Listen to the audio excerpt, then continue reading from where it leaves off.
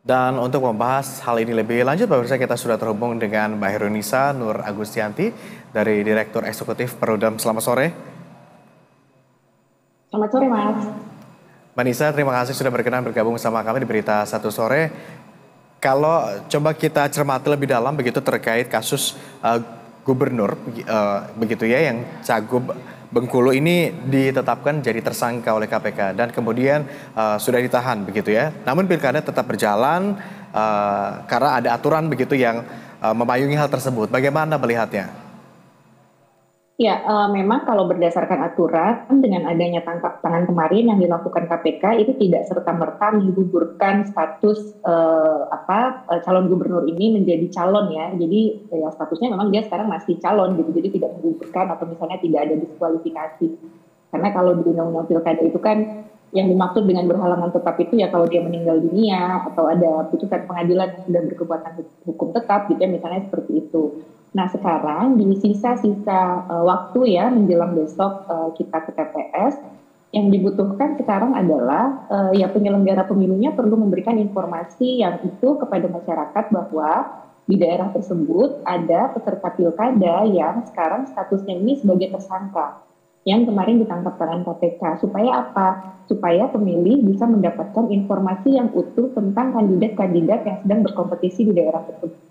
Kita nggak bisa ya misalnya hanya menyerahkan ke masyarakat, oh masyarakat yang disuruh cari informasi sendiri, masyarakat yang diminta untuk menelusuri sendiri kalau akses informasinya tidak diberikan. Karena bagaimanapun juga pemilih publik itu kan harus dilindungi ya, dalam artian dilindungi untuk bisa mendapatkan informasi yang utuh. Jadi tidak bisa juga misalnya secara sederhana dikatakan, oh ini ranahnya penegak hukum gitu ya, bukan ranahnya penyelenggara pemilu. Penyelenggara pemilu ini kan punya juga tugas untuk bisa memfasilitasi masyarakat.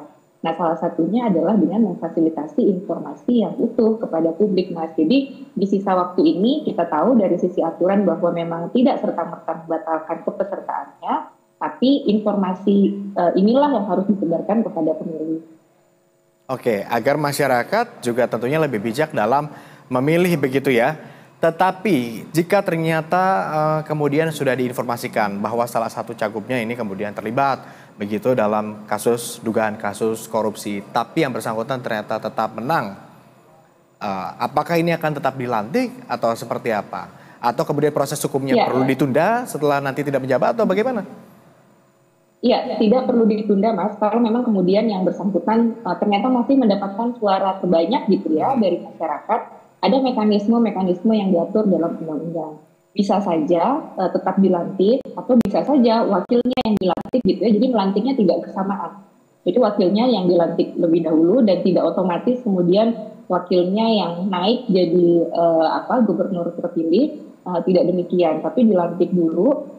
Nanti kalau memang sudah ada putusan pengadilan yang berkekuatan hukum tetap, nah biasanya sampai ada putusan pengadilan itu pemerintah menunjuk semacam PLT gitu ya atau penjabat sementara sampai ada status yang berkekuatan hukum tetap, Mas.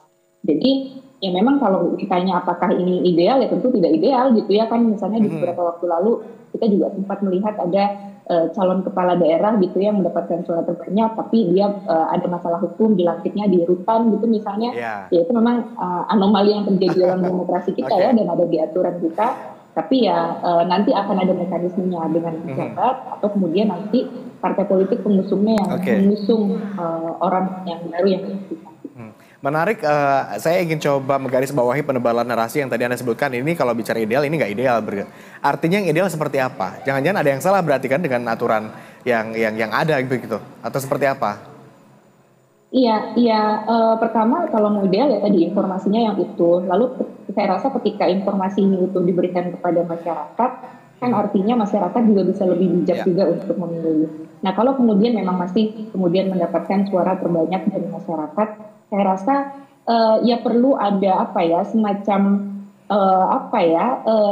mungkin bukan sanksi, tapi disinsentif yang diberikan kepada partai politik pengusungnya agar ke depan kalau memang mau mengusung pasangan calon itu betul-betul dilihat rekam jejaknya, betul-betul ditelusuri gitu ya latar belakangnya seperti apa, apakah dia punya semangat terhadap isu pemberantasan korupsi atau seperti apa. Karena kalau tidak kan ini semacam berulang terus nih, yang dicalonkan itu punya pengalaman sebagai terpidana kasus korupsi, walaupun sudah ada putusan MK misalnya jeda 5 tahun, tapi setelah 5 tahun mencalonkan lagi gitu kan. Jadi akhirnya proses pencalonan ini tidak dilakukan secara demokratis, tapi hanya melihat misalnya partai politik hanya melihat oh dia punya elektabilitas yang tinggi atau tidak, dia populer atau tidak gitu ya, dia punya kans kemenangan yang besar atau tidak. Kan kalau hanya itu indikator yang digunakan oleh partai politik untuk mencalonkan seseorang, ya kita nggak maju-maju kan akhirnya. Oke. Yang dikhawatirkan adalah ketika seseorang terjerat kasus korupsi dan ini tetap proses pemungutan suara tetap dilakukan begitu, yang bersangkutan tetap bisa berjalan begitu mengikuti prosesnya gitu. Ada anggapan yang mana bahwa pelaku tindak kejahatan khususnya korupsi begitu ternyata masih tetap memiliki hak untuk dipilih begitu. Ataukah dari kacamata Anda jangan-jangan sebaiknya langsung digugurkan saja begitu? Gimana, Mbak Nisa? Iya, sebaiknya memang demikian ya. Jadi ada insentif dan disinsentif. Nah, kalau di undang-undang pilkada itu memang diatur. Jadi misalnya berhalangan tetap sampai berapa hari sebelum kampanye, berhalangan tetap sampai hari H. Karena saya paham juga bahwa KPU kan perlu menyediakan logistiknya ya. Logistik kan butuh waktu, cetak surat suara. Tentu kalau sudah Hamin sekian hari tentu nggak ada waktu lagi untuk merevisi surat suara dan sebagainya. Di sisi itu saya paham.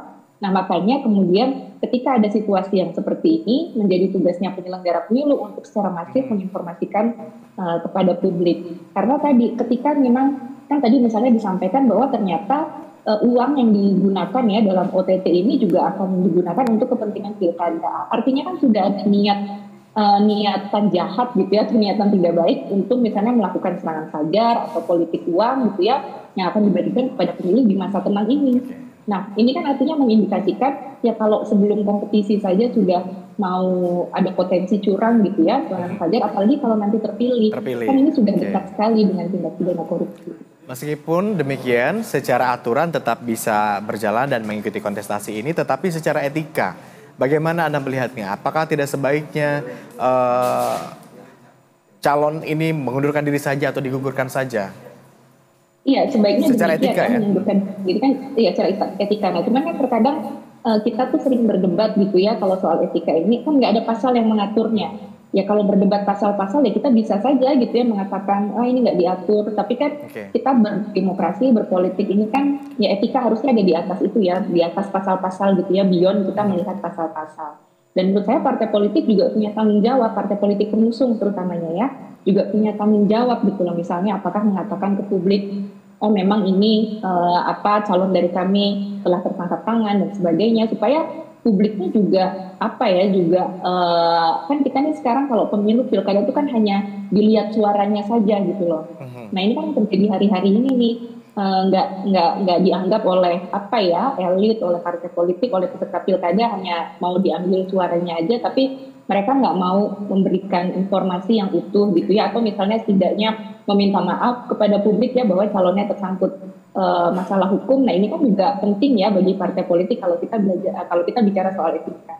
Oke, artinya partai politik pengusung pun harusnya ambil sikap, ambil peran begitu. Semuanya kita mengambil sikap tentunya untuk mencegah hal ini kemudian mencederai proses demokrasi yang akan berlangsung esok hari 27 November 2024. Mbak Nisa, terima kasih sudah berkenan bergabung bersama kami berbagi insight pada sore hari ini di Berita Satu Sore.